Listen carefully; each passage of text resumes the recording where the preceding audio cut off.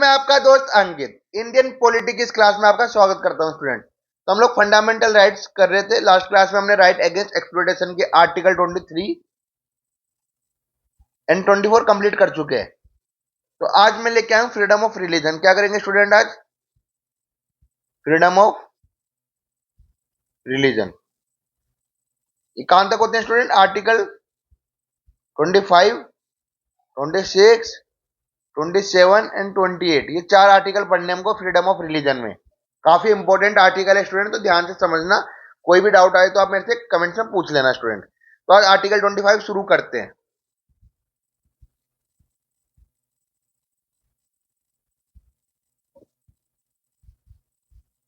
Okay, let us start. तो देखिए student, article 25।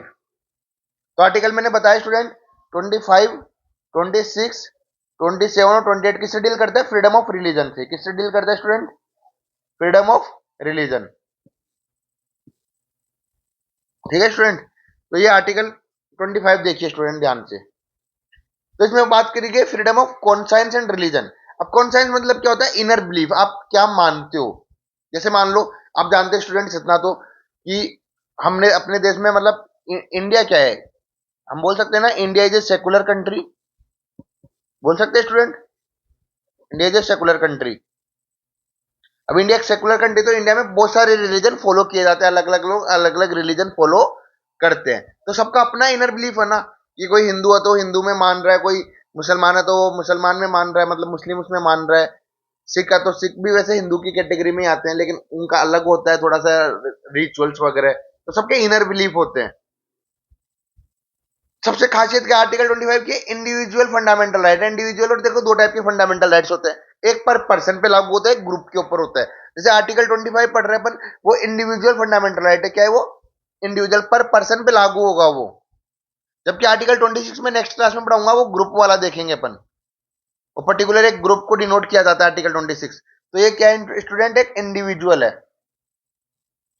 ऐसे divinity exist in every living. अब जानते हैं आप, जैसे अपन हिंदुओं की बात करते हैं तो उनमें हर चीज में डिवाइन देखते हैं। जैसे बोलते हैं ना, कन कन में भगवान है। तो वो हर चीज की, जैसे वो लोग है ना, पहाड़ की भी पूजा करते हैं, जंगल की भी पूजा करते हैं। हिंदू लोग हर चीज की पूजा करते हैं। तो बोलते हैं ना, every person has a inner belief and freedom to follow religion. अपने रिलीजन को अपने अकॉर्डिंग वो प्ले करते हैं, जो भी उनको फॉलो करना होता है।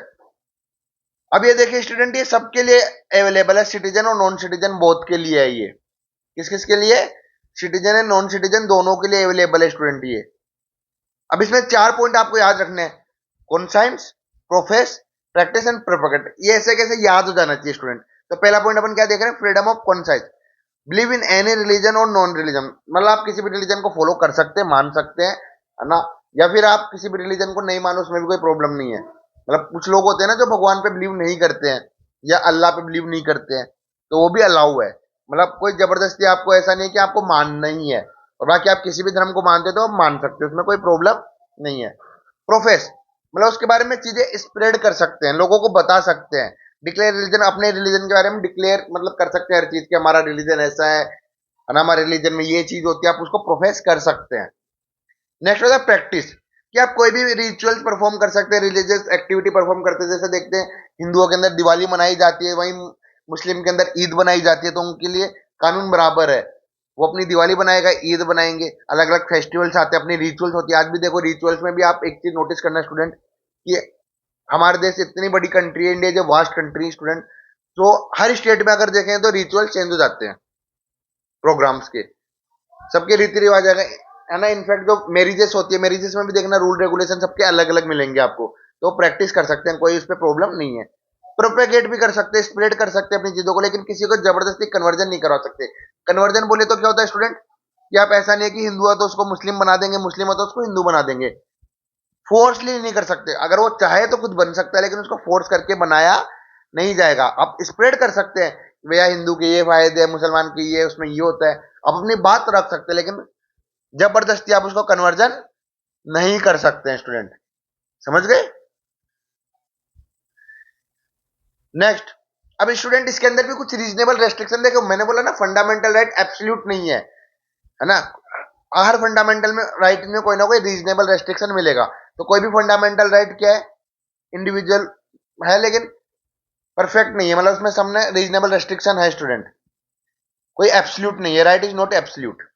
अब इसमें क्या क्या है, state can restrict religion on the grounds of public order, मतलब आप ऐसे कोई भाषण नहीं दे सकते, ऐसी कोई बात नहीं बोल सकते जिससे कि रायोट्स हो सके, डिस्टर्बेंस क्रिएट हो सके, अगर वो होगा तो वो अगेंस्ट है, फिर उस पर कार्रवाई होगी स्टूडेंट। तो रायोट्स वगैरह में आप मतलब ऐसी पब्लिक ऑर्डर को आप नुकसान नहीं पहुंचा सकते, तो याद रखना public order, rights and disturbance. Second, morality, social ethic के खिलाफ नहीं जा सकते, है ना। अब जैसे मान लो कोर्ट में भी केसेस आते हैं, तो मतलब वो रिलीजन के हिसाब से नहीं किया जाता, उनको देखा जाता है कानून क्या बोलता है। तो सोशल एथिक्स के खिलाफ नहीं जा सकते स्टूडेंट इसमें, सामाजिक न्याय के तौर पे। हेल्थ, कोई भी डेंजरस प्रैक्टिस नहीं करी जा सकती, जैसे ब्लैक मैजिक वगैरह ज्यादा होता है या काफी चीजें देखी जाती है, तो वो हेल्थ के खिलाफ है, तो उसमें डेंजरस प्रैक्टिस नहीं की जा सकती। या फिर कोई बलि वली देने का, आप जानते हो पहले काफी रिवाज चलता था कि लोग है ना इंसान की बलि दे देते थे, तो डेंजरस प्रैक्टिस मानी गई है, तो वो अलाउ नहीं है बिल्कुल भी। रिलीजन के नाम पे आप ऐसा नहीं कर सकते कि किसी की भी बलि दे रहे हैं आप, तो डेंजरस प्रैक्टिस में काउंट होगी। या दूसरा फंडामेंटल राइट, उसका नुकसान ही होना चाहिए। अब जानते हैं बहुत सारे फंडामेंटल राइट ना ओवरलैप करते हैं, तो इसको ये भी देखना है कि कुछ मतलब रिलीजन को फॉलो करते हुए ऐसा नहीं होना चाहिए कि जैसे एग्जाम्पल के तौर में बताता हूँ, है ना आपको, कि जैसे आप टेम्पल जानते हैं, अब टेम्पल के अंदर पहले के टाइम पे क्या था, सिर्फ बड़ी कास्ट के लोग जाते थे, छोटी कास्ट को अलाउ नहीं किया जाता था। अगर मान लो अकॉर्डिंग टू आर्टिकल 25 अगर ऐसा बोला जाता है कि भैया छोटी कास्ट के लोग मंदिर नहीं जा सकते, तो मुझे बताइए स्टूडेंट, अगर छोटे कास्ट के लोग मंदिर नहीं जा पाएंगे, अगर ये आर्टिकल 25 के अकॉर्डिंग हो जाता है, तो आर्टिकल 17 क्या बोलता है स्टूडेंट, आर्टिकल 17 क्या बोलता है, अबोलिशन ऑफ अनटचेबिलिटी, कि अनटचेबिलिटी को प्रैक्टिस नहीं कर सकते हो, लेकिन आर्टिकल 25 तो आर्टिकल 17 का विरोध कर रहा है ना। आप एक तरफ बोलते हो अनटचेबिलिटी फॉलो नहीं कर रहे, एक तरफ बोलते छोटी कास्ट मंदिर नहीं जा सकती, तो दूसरा फंडामेंटल राइट को हार्म नहीं होना चाहिए, समझ गए स्टूडेंट। तो ठीक है, पब्लिक ऑर्डर याद रखना, मोरलिटी, हेल्थ और अदर फंडामेंटल राइट। अब कंक्लूजन क्या बोलता है, ह्यूमन सेक्रीफाइस नहीं कर सकते आप, जैसे मैंने बताया बलि वगैरह, अनटचेबिलिटी प्रैक्टिस नहीं कर सकते, या कोई ऐसी रिचुअल जो हार्मफुल हो वो भी आप प्रैक्टिस नहीं कर सकते हो, वो बिल्कुल अलाउड नहीं है, समझ गए स्टूडेंट। अब देखिए स्टूडेंट, आर्टिकल 25 का क्लोज टू क्या बोलता है, पावर ऑफ द स्टेट, मतलब स्टेट के हाथ में क्या पावर है, सोशल रिफॉर्म कर सकता है ना। State can interfere secular aspect, religion के मामले में स्टेट जब जरूरत पड़ेगी तो इंटरफेयर कर सकता है स्टूडेंट को, आर्टिकल 25 के 2 में लिखा हुआ है।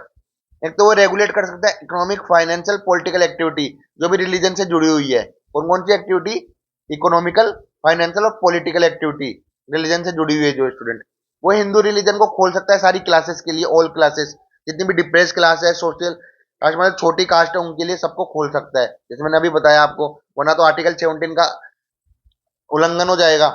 टेम्पल एंट्री, टेम्पल के लिए एंट्री, जैसे मैंने बताया पहले के टाइम पे छोटी कास्ट को जाना अलाउ नहीं होता था, तो उनके लिए उन्होंने खोला। या कास्ट बेस्ड एक्सक्लूजन नहीं, कि भैया छोटी कास्ट है तो ये पूजा नहीं कर सकते, वो चीजें अलाउड नहीं है। बाकी हिंदू में कौन कौन आता है स्टूडेंट, सिख्स आते हैं, जैन्स आते हैं, बुद्धिस्ट आते हैं, ये सारे लोग हिंदू के अंदर ही माने जाते हैं। तो आर्टिकल 25 अपने यहाँ पे खत्म होता है, नेक्स्ट क्लास में मैं आर्टिकल 26 कराऊंगा। कोई भी डाउट आ रहा है तो टेलीग्राम पे जुड़ जाइए, वहां से मेरे से डाउट्स पूछ सकते हैं आप, कमेंट्स में भी पूछ सकते हैं, मैं जरूर उसका रिप्लाई करूंगा। लाइक कमेंट करते रहिए, शेयर करिए, सब्सक्राइब करिए। Thank you.